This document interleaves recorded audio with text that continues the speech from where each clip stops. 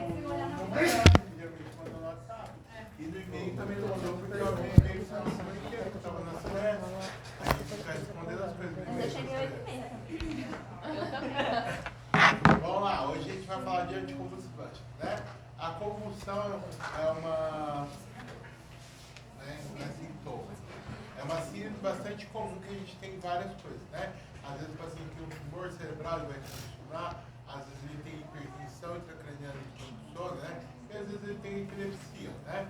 Então, anticonvulsivantes, é importante você saber o manejo deles, né? Principalmente os que a gente chama de primeira linha, que você pode usar em qualquer tipo de convulsão, certo? Então, anticonvulsivos também são conhecidos como antipiléticos, né? Mas lembre-se que nem todo paciente que convulsiona é epilético, né? A epilepsia é uma condição neurológica crônica onde o paciente tem várias convulsões. Às vezes o paciente tem uma convulsão só, ele não é epilético, ele tem uma convulsão só, né? Então você tem que saber manejar esse paciente no dia a dia nosso, né? Então tem vários mecanismos de ação dos anticonvulsivantes. Eles podem agir nos canais de sódio, eles podem ser potencialização da inibição GABAérgica, né? Ou eles podem bloquear o canal de cálcio. Essas são as principais ações dos anticonvulsivantes. Porém, os anticonvulsivantes, o que eles vão fazer? Vocês têm que, o mais importante que saber a ação deles é saber o uso, né? Cada anticonvulsivante tem o seu uso específico, né? Então é importante que vocês aprendam mais o uso do que a ação de cada um, porque a ação neurológica é meio complicada de você conseguir definir todos, assim como os antidepressivos, certo? Aqui eu trouxe alguns exemplos de convulsão para vocês terem, para vocês saberem, para diagnosticar. Muitas vezes a família grava o vídeo e traz para você que ele não vai saber o que é. E você tem que saber reconhecer através de vídeo, muitas vezes, né? Nem sempre você vai ter a sorte do paciente ter aquela crise na tua frente. Então hoje todo mundo tem um celular que grava. Então é muito frequente que a família traga um vídeo, né? Esse vídeo aqui é do menino crise de ausência, né? Crise de ausência tem bastante em criança, tá? Mas adultos também tem, são subdiagnosticados. Tinha uma menina da Max, do segundo ano, que ela tinha crise de ausência e o psiquiatra falou que ela tinha catatonia. Aí eu falei, não, isso não é catatonia, minha filha. Você não derruba o celular, catatônico, ele capota e dorme, né? O crise de ausência, ele só para de fazer o que ele estava fazendo. Presta atenção aqui no vídeo, vocês vão ver aqui que eu contigo. Você coloca a pessoa para fazer alguma coisa, o que acontece? Ele estava fazendo, de repente ele para, ó, ele não cai, certo? Ele só fica com uma atitude apática e ele volta a fazer o que ele estava fazendo, certo? Então, crise de ausência, ó, ele está até com a carinha de feliz de novo, né? Então, crise de ausência é bastante comum em criança, mas adultos também pode ter e é subdiagnosticado. Então, quando chega um vídeo desse para você, você tem que saber que isso é uma crise de ausência. Bom? Vamos lá.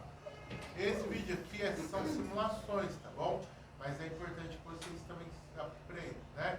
Essa aqui é uma pós-graduação de enfermagem que ela simulou o tipo de convulsão, tá? Então, isso daqui é bastante comum a gente ter. Olá, alunos! Tudo bem com vocês? Eu estou de paz, tá, mamãe? Eu falo, filha. Presta atenção. Então, essa aqui ninguém tem dúvida que é uma convulsão, né? Que é tônico-clônica. Só que a tônico-clônica não é assim, não. O paciente não vai ter calor, ele capota, tá bom? Aí ele bate cabeça, machuca a língua. Mas essa aqui não é difícil você diagnosticar, todo mundo sabe.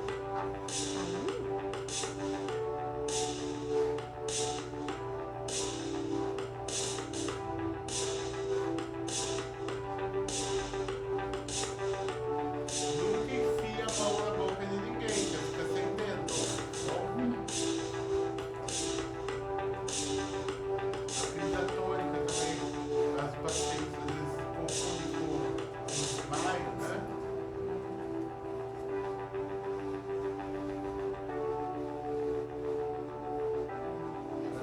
Só tônica, a gente só contrai lá, ele não tem tônica, né? A tônica se mexe.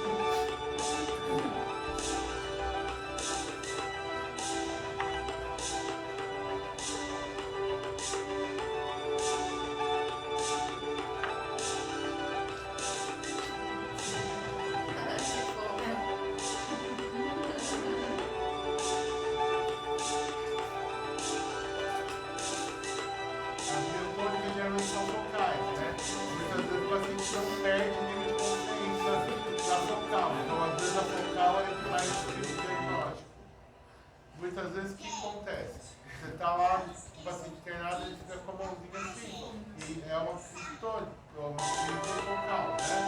Então a gente tem que ficar de olho ali nesses pacientes, certo? Aqui no Brasil a gente não tem conscientização do que é epilepsia, o que é convulsão, né? Mas outros países têm bastante vídeos que mostram na mídia o que é convulsão, para as pessoas não terem. Tem muito estigma acima da convulsão.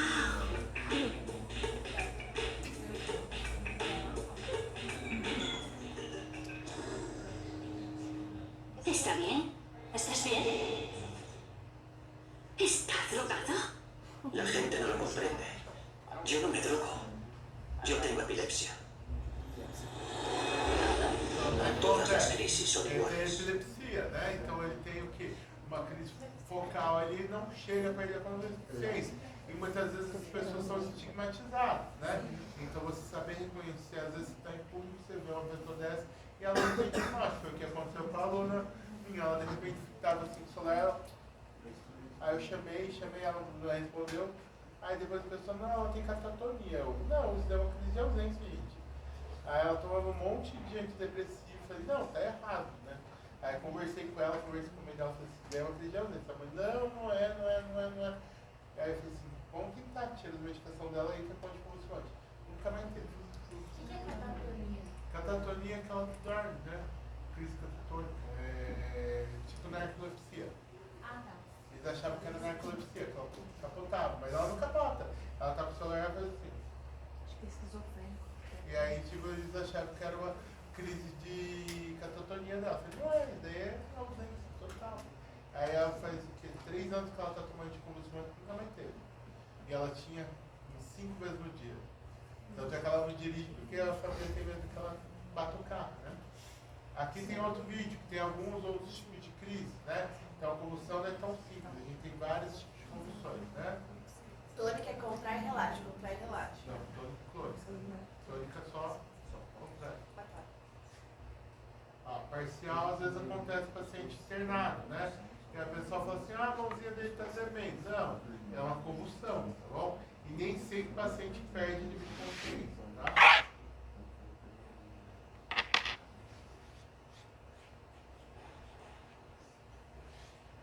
É que essas são todas simuladas, né?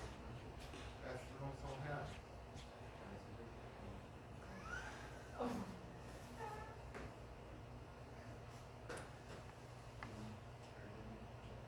Ela ficava assim, mas só que ela não caía. Ela não tinha isso, ela só ficava paradinha assim e ela não caía.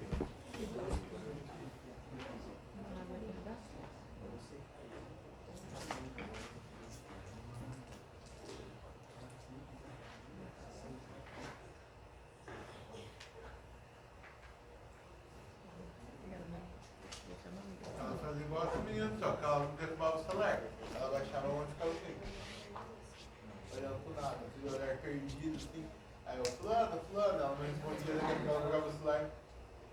Tá todo mundo olhando pra mim. Ela, não, tem que crise na narcolepsia. Eu falei, isso não é narcolepsia.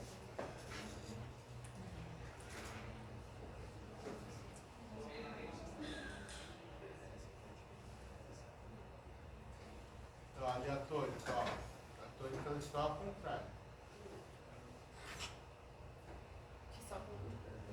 Fica contraído só.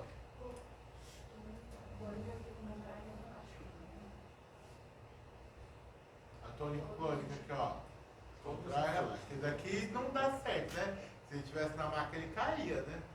A tônica clônica, ele pula pra valer, ó. Tá vendo? Contrai, relaxa, né? É difícil ninguém ficar numa maca, ele cai. Por isso que a gente faz o quê? Tira tudo em volta, protege a cabeça, que ele se machuca pra valer. É que aqui é simulado, né?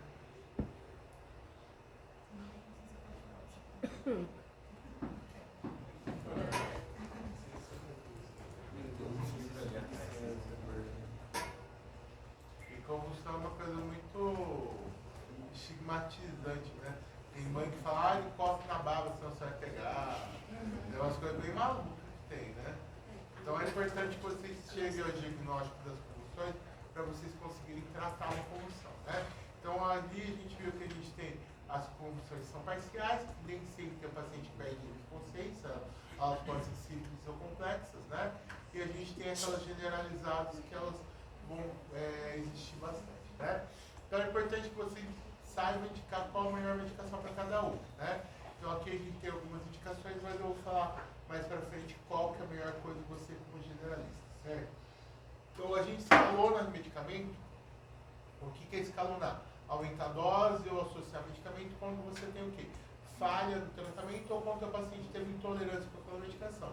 Ah, teu paciente está vomitando, tem diarreia, adianta você ficar com remédio? Não, ele vai parar de tomar, né? Então tem que avaliar esse paciente para ver se está tendo controle da crise e se ele não tem efeitos colaterais, né?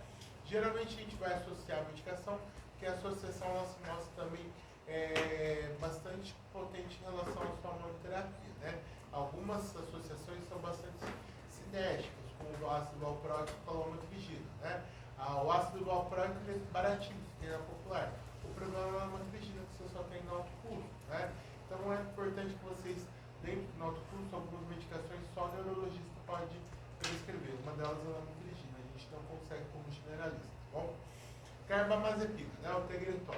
É um dos anticonvulsivantes que a gente chama de primeira linha, né? Eles bloqueiam o canal de sódio, ele tem uma discreta ação colinérgica.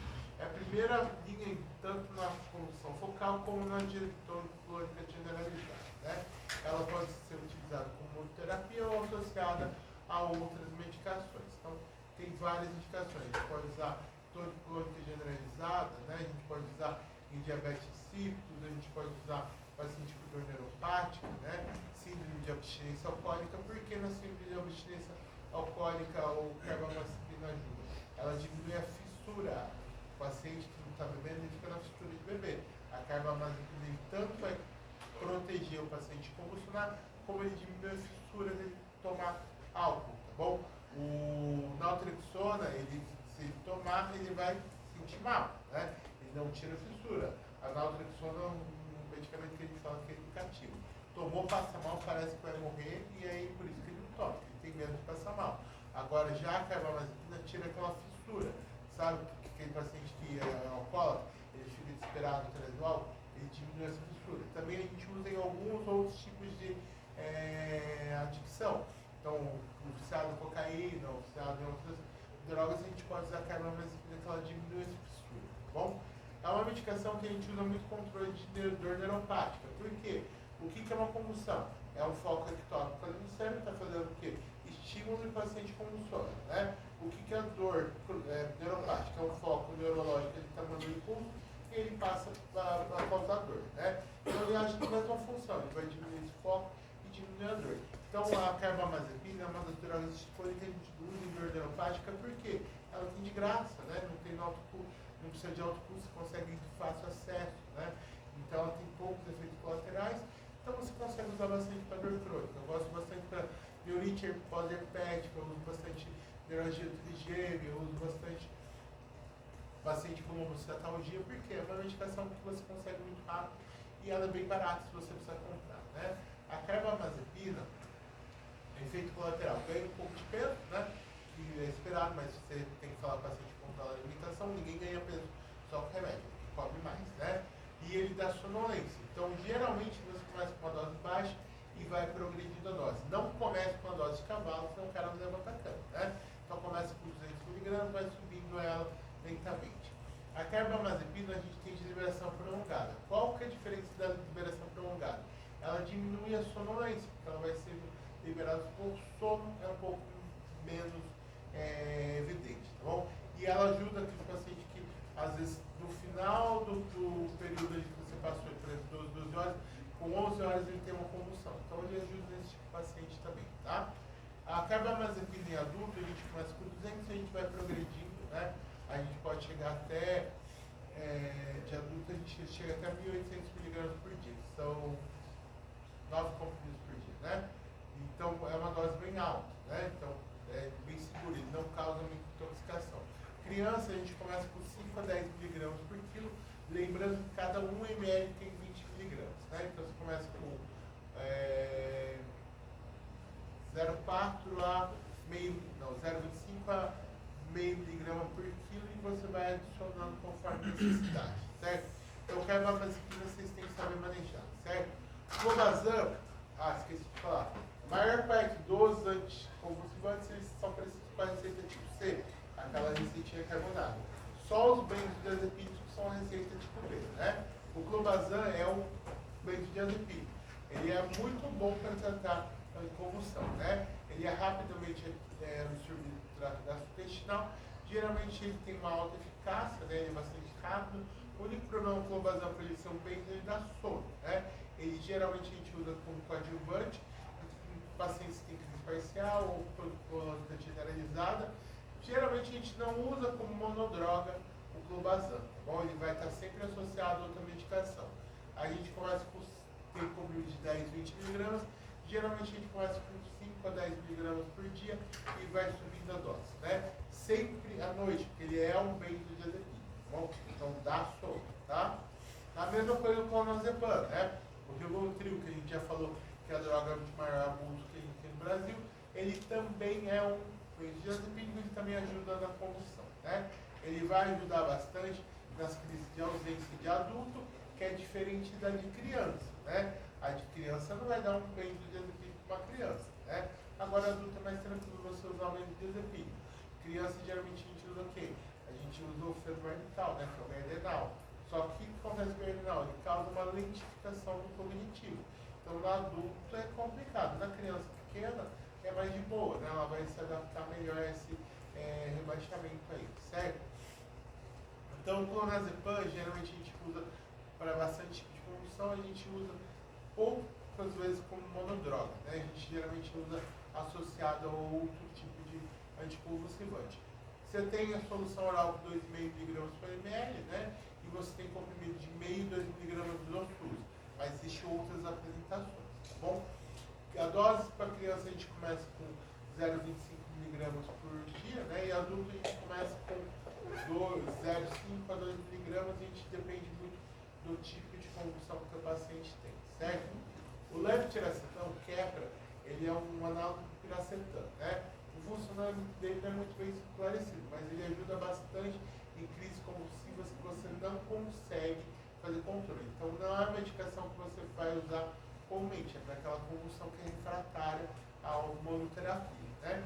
Então o levetiracetam geralmente é um pouco mais do especialista, mas você tem que saber que o levetiracetam é uma ótima droga para convulsão, principalmente para aquelas pessoas que têm aquelas síndromes que são convulsivas, então síndrome de West, lesogastro, microcefalia. O levetiracetam tem uma ótima função para esses pacientes, tá bom? Mas assim, geralmente o levetiracetam se tem alto custo, você precisa do eletroencefalo para conseguir.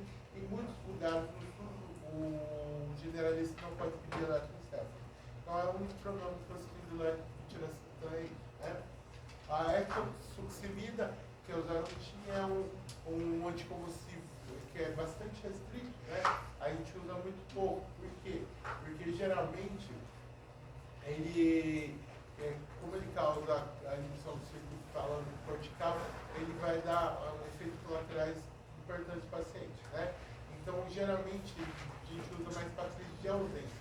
Mas para crise de ausência, a gente tem outros medicamentos, né? Então, o Zarutin a gente usa naquele paciente que não teve resposta, geralmente é o fenobarbital em criança, tá bom? Então, o que vocês têm que lembrar? Convulsão, nem sempre a gente vai fazer a ação naquele momento, né? Então, existe aquele paciente que vai chegar no pronto-socorro no pós-vital. Então, você está lá de plantão, chega um paciente, o socorrista da ambulância falou, ele estava na rua, ele caiu, convulsionou, ele traz para você, ele está no pós-vital, né? O pós-vital, o que você vai fazer? Observar esse paciente, vai fazer história dele, e você vai ver se ele está tendo alguma infecção para você descartar causas de convulsão. Assim como você vai fazer uma triagem metabólica dele, né? Ver qual que estão os respostas dele para ver se nada disso pode estar acontecendo. Se for primo convulsão, é mandatório que você faça uma tomografia de crânio, tá bom? O paciente é convulsivo, você precisa fazer?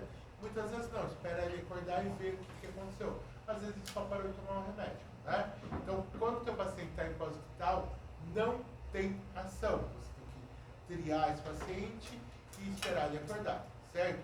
E aí é onde está o erro. Muita gente faz o quê? Um diazepam para esse cara. E aí o que vai acontecer? Ele vai demorar muito mais para acordar, né?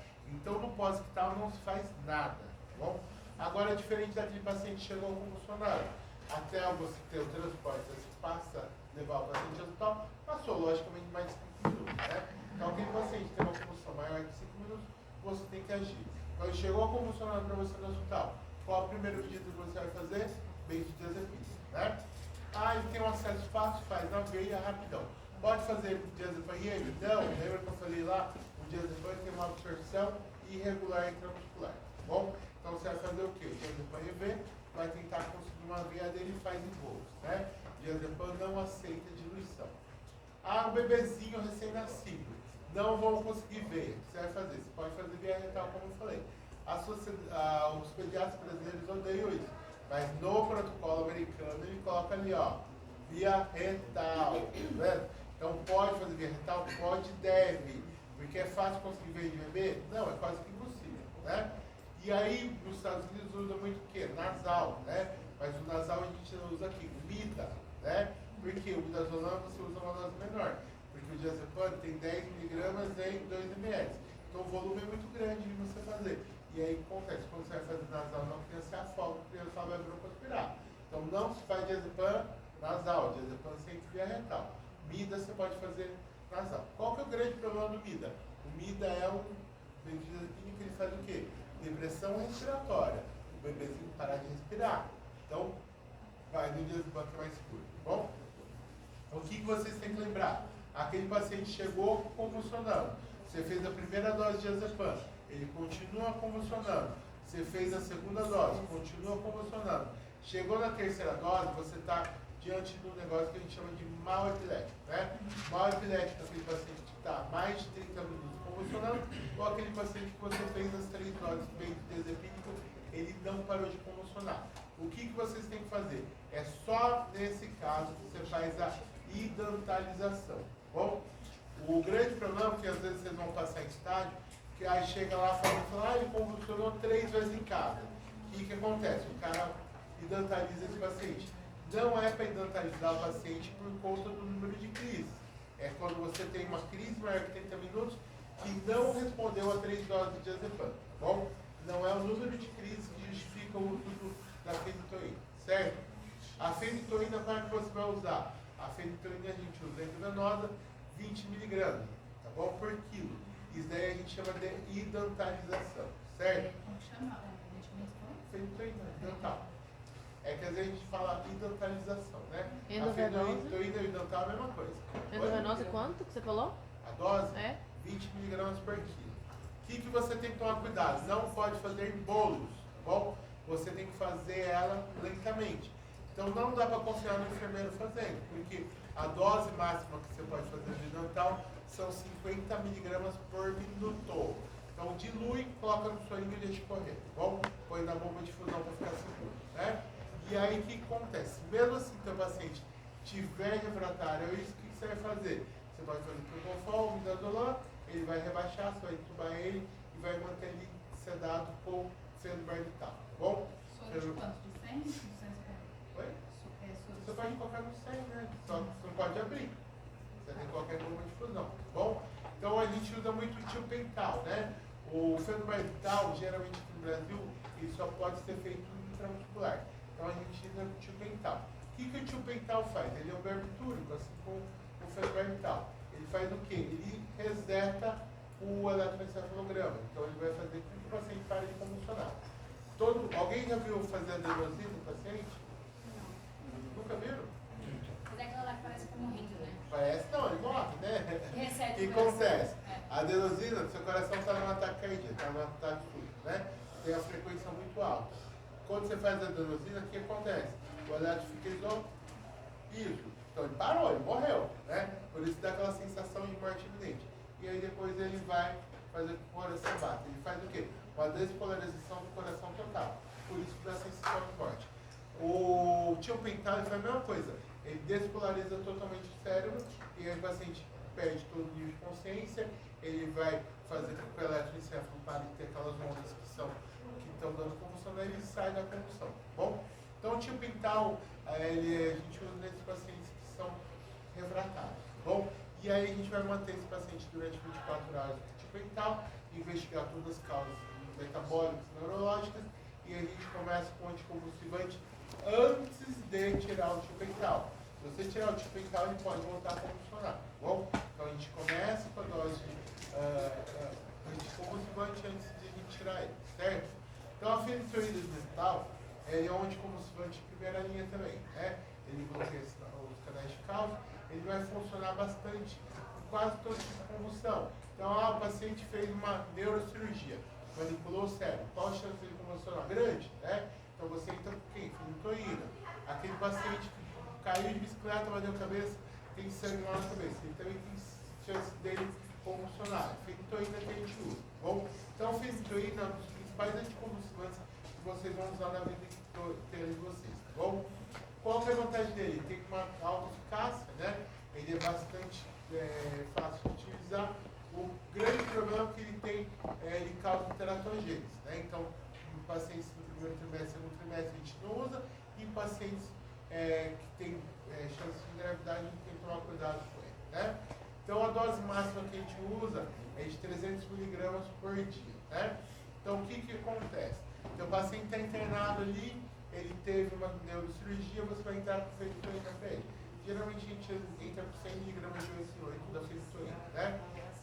Por sonda, você pode usar? Até pode, mas no início do tratamento a gente começa com ele endovenoso, né? Como é que você faz endovenoso ele? Você vai fazer 100 mg de 8 em horas. Seu paciente está com catéter central, você pode fazer em bolos usando um catéter.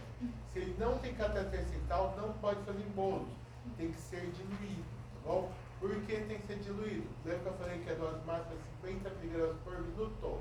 Se você for fazer 100 mg em bolos, passou essa dose. Então é sempre diluído no soninho 100 ml, corre esse fenitoína, tá bom? Então por que não pode fazer mais que 50 mg por minuto? Porque você vai fazer com que o paciente tenha alterações neurológicas graves, tá bom? Então nunca fazer em bolos se for em excesso periférico. A fenitoína a gente usa bastante em procedimentos pós-cirúrgicos, síndrome não gastou e convulsões no geral, seja tônico ou seja tônico generalizado, né, ou seja elas focais, tá? Então é uma medicação que a gente considera de primeira linha de tratamento, certo? A idantalização, a gente falei para vocês, é 20 mg por quilo, né? A taxa de infusão máxima é de 50 mg por minuto, certo? A comprimido a gente tem de 100 mg e suspensão oral a gente tem de 20 mg por ml. Então o paciente usa a sonda, né? É um paciente que teve AVC, ele fez uma terapeutomia porque ele estava com hipertensão intracraniana, você vai ter que entrar com fenitoína. Primeiro você começa com a levê. Na hora da alta, você vai ter que mandar passar ela para VO, né? Ou por sonda. E aí você pode usar o comprimido? Não, por quê? Ele degrada, bom? Você tem que usar a solução. Por quê? A solução, ela já vem pronta e diluída. Quando você pega a fenitoína, macera com água, ela perde efeito, tá bom? Então, às vezes, você tem aquele paciente que estava muito bem controlado lá, em internação, aí ele mandou para casa e voltou a convulsionar. O problema é que você está mandando diluir a fenitoína. A fenitoína, ela degrada na água, tá bom? Tem que ser feita a solução, tá? A solução também tem no SUS, tá bom? Então, a fenitoína é uma ótima droga, tem no SUS, então sem custo para o teu paciente, tá bom? O fenobarbital, Gardenal, né? Então todo mundo já brincou, é doidinho, toma Gardenal, né? E todo mundo que é meio identificado, eles ficam zoando, toma Gardenal. Tem uma razão para isso, né? Porque o Gardenal, ele causa o quê? Ele diminui a área cognitiva do paciente, ele fica identificado, é verdade, tá bom? Então a gente brinca, mas é verdade, certo? Então o que acontece com o fenobarbital? O fenobarbital usa muito para criança, né? Adulto a gente usa menos fenobarbital. Existe ampola de fenobarbital, só que no Brasil a nossa ampola só pode ser feita em IEM. Não tem indicação nenhuma de você fazer fenobarbital intramuscular, tá bom? Então não façam fenobarbital parenteral aqui no Brasil. Nos Estados Unidos existe fenobarbital para você fazer EV. A gente usa lá na refratária, tá bom? Então aqui no Brasil não é para fazer fenobarbital. Não se esqueça disso, tá? EV, você pode. Fenobarbital geralmente naquelas crianças com crise de ausência, né? Adulto a gente não usa porque o adulto ele se sente incomodado com essa diminuição do cognitivo. Criança ela já não tem muita essa noção. Então é uma boa droga, porque geralmente crise de ausência na criança ela não persiste a vida inteira. Então você só vai usar durante pouco período. Tá bom? Tônico clônico generalizado você pode usar, mas não é uma medicação que a gente costuma usar por conta dessa baixamento cognitivo. A gente está falando de quanto tempo de uso? Você falou em pouco tempo. Então, 1 a 2 anos. Geralmente você vai fazer lá. E não atrasa muito a cognição de criança? É só no momento que usa. Tá. Quem toma o Sanbertal não fica lerdo o resto da vida, não. Só tem problema da cognição enquanto está tomando. Mas aí, às vezes, o que acontece? Pode usar o Keppra, né? Que é o levetiracetam para as crianças.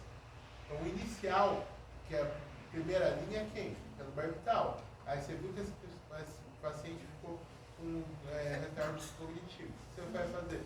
Vai tentar trocar por uma outra que não dá, que é o levetiracetam.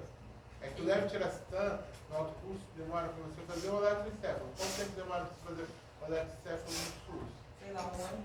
Meses, até 1 ano, né? E aí você não consegue pegar o levetiracetam sem um eletroencefalo. Então você tem que Aí ter fica muito tempo esperando. Tá. E aí ele vai ficar tendo crise de ausência. Então lá entra com fenobarbital e Entendi. depois Aí você troca. quando tiver o exame, muda de Isso. novo. É que o levetiracetam, ele deve custar uns 150 por mês. Ah, Então sim. não é toda a família que consegue comprar, né? Entendi. Então por isso que a gente entra primeiro com fenobarbital. Bom? Tá bom. Vamos lá. Gabapentina, né? Gabapentina a gente também só tem no alto custo, né? Uma medicação que hoje não é tão mais cara, mas pelo volume que você tem que usar, pela quantidade, acaba sendo cara. Que sai mais ou menos R$40, 30 comprimidos. Mas nem todo paciente vai responder com 300 miligramas. Tem paciente que vai responder com 600 ou até mais miligramas, né? Então o que acontece com a gabapentina? Ele vai ajudar lá no GABA, né? Então ele vai fazer com que aumente a função do GABA, né? Ele geralmente não é usado como primeira opção. Ele geralmente é associado em paciente que tem uma crise convulsiva refratária. A gabapentina a gente usa muito em tratamento de dor crônica, né? Você já viu isso daí bastante. Qual que é o efeito colateral da gabapentina? Sono. Dá bastante sono na gabapentina. Bom, a dose inicial a gente começa com 300 miligramas, a gente vai subir, pode chegar até 3.600. São 12 comprimidos por dia, né? Que é uma coisa absurda. O paciente que eu mais vi tomar gabapentina foram 9 comprimidos. Ele nem se mexia, tão exato que ele ficava. Então, é complicado você usar uma dose alta de gabapentina. Bom, gabapentina você usa onde mais? Paciente com dor neuropática, vocês viram lá no paciente com diabetes, né? Paciente com dor neuropática, ele funciona muito bem. A gente tem também a pregabalina, né? Que ele tem a mesma função, com um efeito colateral um pouco menor do que a gabapentina. Mas a pregabalina também dá sono. Qual a vantagem da pregabalina e da gabapentina? A ação é mais rápida, né? Enquanto a pregabalina, a gabapentina demora de 1 semana a 10 dias para começar a ter efeito, a gabapentina começa a ter efeito por 2 a 3 dias, né? Então a cada 3 dias você consegue aumentar a dose da pregabalina, da gabapentina você não consegue tão rápido. Qual que é a diferença de uma para outra? A gabapentina você não tem na farmácia de gabapentina, você tem na alto custo, pregabalina não tem na alto custo, né? Pregabalina, a mais baratinha hoje custa em torno de R$50, né? E logicamente você começa com 175, quando você usa 300 miligramas, o preço acaba sendo muito mais alto, o paciente ele não consegue estar mantendo o tratamento, tá bom? Topiramato, ele também é anticonvulsivante, né? Ele mexe lá no canal de cálcio, né? A gente usa bastante profilaxia de enxaqueca, né? Então quem tem enxaqueca usa bastante o topiramato. O topiramato ele também é usado off-label para diminuir compulsão alimentar, né? Então tem alguns pacientes que têm compulsões, você pode usar o topiramato. É off-label, não é prescrição absoluta, mas funciona. Alguns pacientes funcionam, alguns não, né? O que acontece com o topiramato? Alguns pacientes têm bastante sonolência, alguns têm cefaleia, né? E aí você fala assim, ué, mas é controverso você tratar a enxaqueca e dar cefaleia. Então se o teu paciente tiver cefaleia com topiramato, ele não vai conseguir fazer o tratamento de cefaleia com ele, né? Então como ele age ali no canal de cálcio, ele pode agir também como anticonvulsivante, né? É uma medicação que também de primeira linha, né? Geralmente a gente usa para convulsão focal. Mas geralmente, como ele dá sono, também deixa a gente ficar bem, todo mundo consegue. né? Lamotrigina. Lamotrigina, a gente não sabe muito bem como ela age, mas ela não age nem no GABA, nem age em nenhum canal, né? A gente só sabe que ela é muito eficaz para tratamento de convulsão. Geralmente ela é mais tolerada do que a carbamazepina em dose, porque ela causa menos sintomas. Lamotrigina a gente tem na alto custo, bom?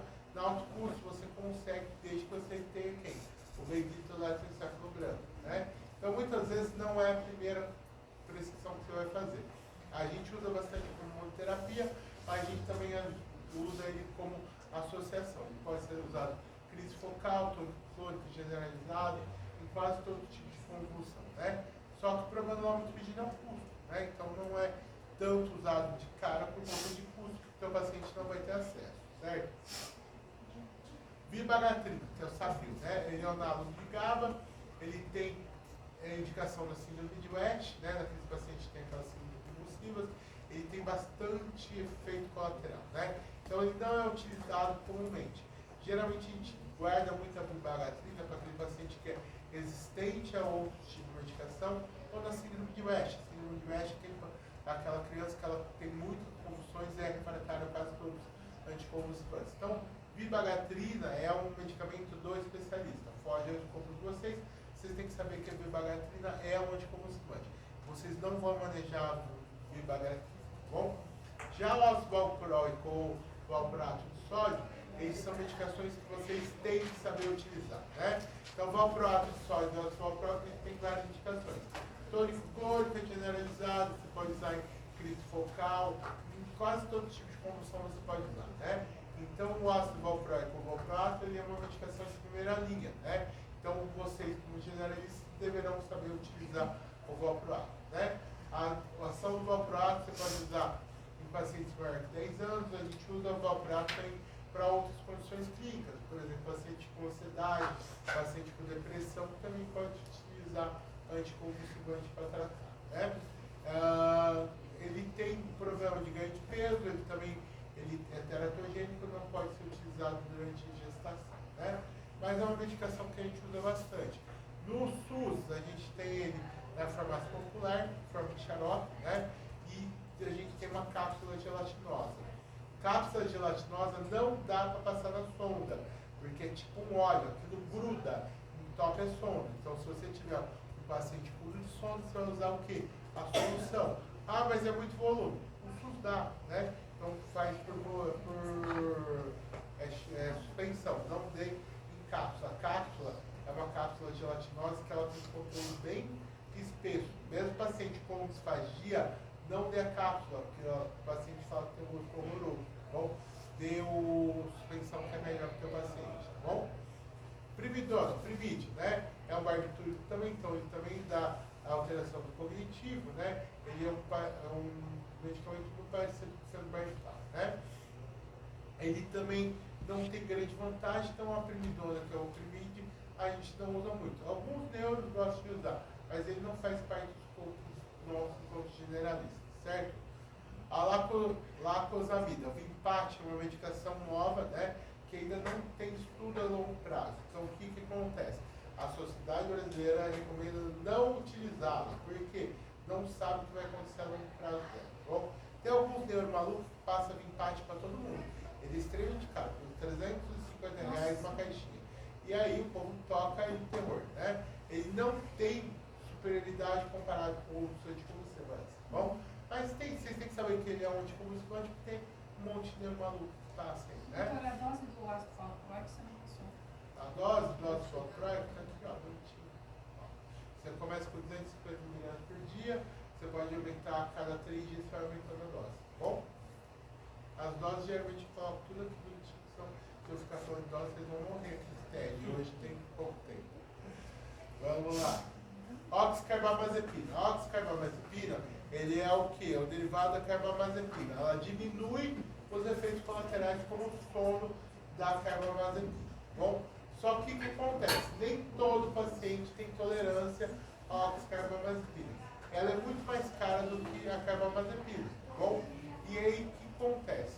A Conitec não considera que ela tem superioridade quanto a ação, né?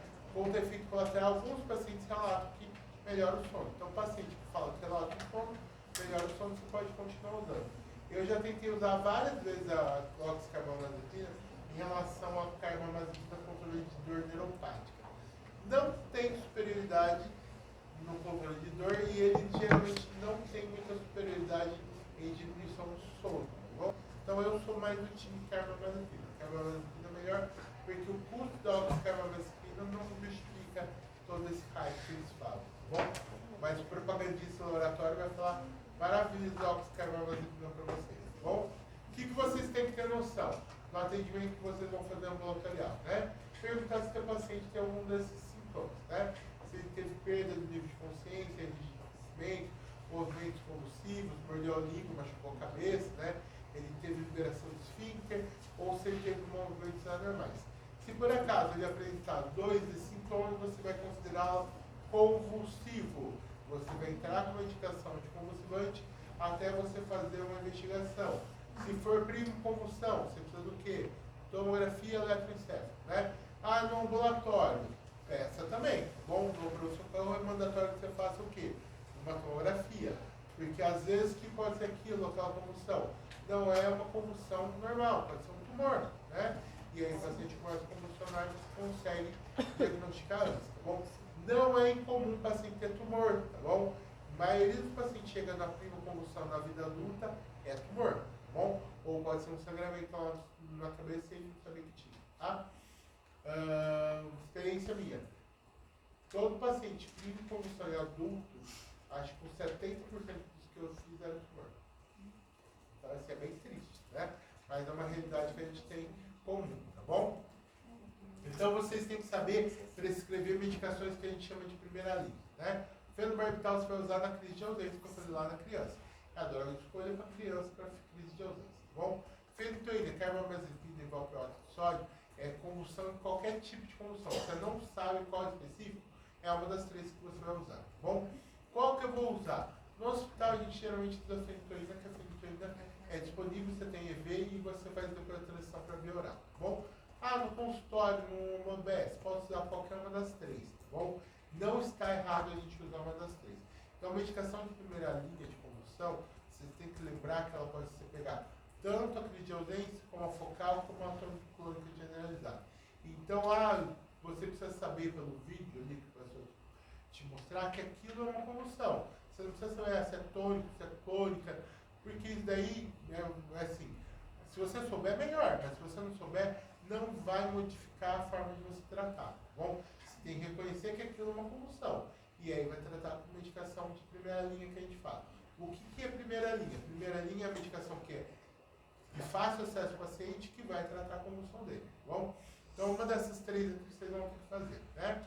Então, vamos lá. Fenitoína, dose inicial, você começa com 100 mg, você pode subir uma vez por semana ela, né? Carbamazepina, começa com 200 mg no adulto, pode subir também semanalmente. Valproato, começa com 250, o valproato tem uma resposta mais rápida, você pode subir a cada 3 dias, mas é difícil no SUS você fazer retorno a cada 3 dias. Então, a gente coloca uma vez semanal, né? Então, o que é importante vocês lembrarem disso aqui? Saber tratar uma convulsão inicialmente, tá bom? Então, convulsão inicial, você tem que descartar o quê? Patologias, tomografia, eletroencefalo e também com infecto metabólico, né? Paciente, às vezes, com infecção pode convulsionar? Lógico que pode.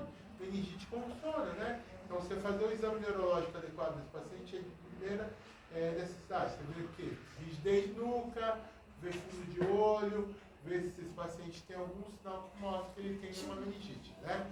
Sangramentos também, o que vai acontecer? Ele vai ter o quê? Ele tem anisocoria, então o paciente com anisocoria você tem que mandar correr para o socorro, né?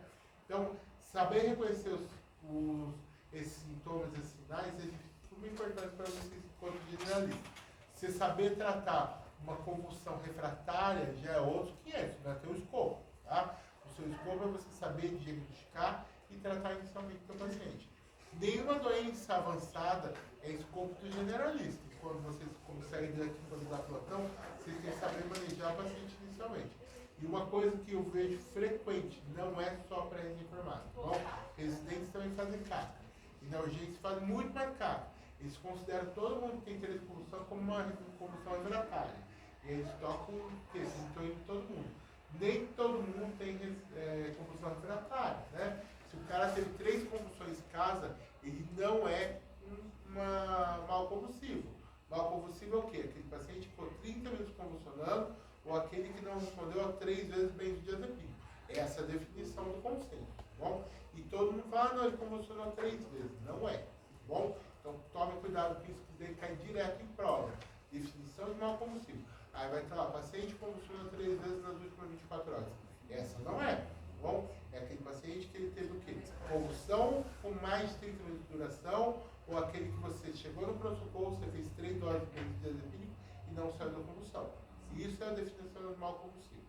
Beleza? Então, vocês viram lá que eu mostrei o fluxograma é do consenso americano. Então, quem que não libera muito o benzodiazepina real, retal é a Sociedade Brasileira de Pediatria e os próprios pediatras. Mas lá na Sociedade de Pediatria está lá que você pode fazer via retal. Então não deixe de fazer. Eu já falei uma vez para vocês, eu tenho paciente domiciliar que tem criança também. Eu sempre deixo um polo de exemplo para aquela mãe para ela fazer no caso de convulsão, principalmente essa síndrome de West, essas síndromes convulsivas, a criança tem muita convulsão e a mãe fica desesperada, né? E ela faz mal convulsivo direto. E às vezes a mãe tem aquela medicação na hora, vai evitar da criança entrar no mal convulsivo. Os 5 minutos ela faz o benzodiazepina e a criança sai. E geralmente quando passou de 10 minutos é mais difícil o paciente sair, tá bom? Então você saber usar a medicação que você tem em mãos é muito mais importante que você saber a teoria, tá bom? Então lembre, ó, fentoína, carbamazepina, valproato é o que a gente escolhe para todos os adultos em geral, tá bom? A fenobarbital a gente deixa para crise focal e mais em criança. Adulto você pode usar? Até pode, não é a melhor opção por conta da alteração do cognitivo dele, tá bom? É a dose da fenobarbital? Fenobarbital para criança, a gente fica com 5 a 10 mg por dia. Quando que você deve suspender a medicação, né? Então, se você descartou todas as causas de convulsão, viu que não são orgânicas, o que você tem que avaliar? Você tem que ver se ele tem um tempo sem convulsão, né? A gente faz o quê? 1 ano sem convulsão. Às vezes você teve paciente lá que você entrou com fentoína, foi subindo, você chegou aos 300 mg, né? E aí você está acompanhando esse paciente e não conseguiu deu 1 ano sem convulsão, você está tomando 300 mg por dia sem nenhum escape. O que você pode fazer? Você pode reduzir, tá bom? Quanto à retirada, você, enquanto generalista, tome bastante cuidado. Reduza, tá bom? E aí depois você manda para o neuro para retirar, tá bom? A reduzir, se o seu paciente tem 1 ano sem crise, você não consegue reduzir, tá bom? Mas a responsabilidade de tirar, você até pode, não está errado, tá bom? O consenso te defende. Mas assim, eu tenho medo de fazer isso. Então eu geralmente... Mas tem algum que é restrito, tipo assim, retirada abrupta? Nenhum que vai tirar retirada abrupta. Então você vai fazer... Todos têm que fazer o desmame. Tá bom? E, geralmente aquele paciente que teve... A não ser aquele paciente que teve uma convulsão só, não achou a causa, está 1 ano sem convulsionar, está com um comprimido. Você tira. Né? Agora aquele paciente que tem altas doses vai desmamando. Tá bom? Aqui tem a bibliografia. Beleza? Desenho do primeiro grupo que eu vou ter que passar no manual.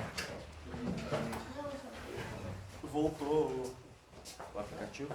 Não sei, voltou? Tinha voltado.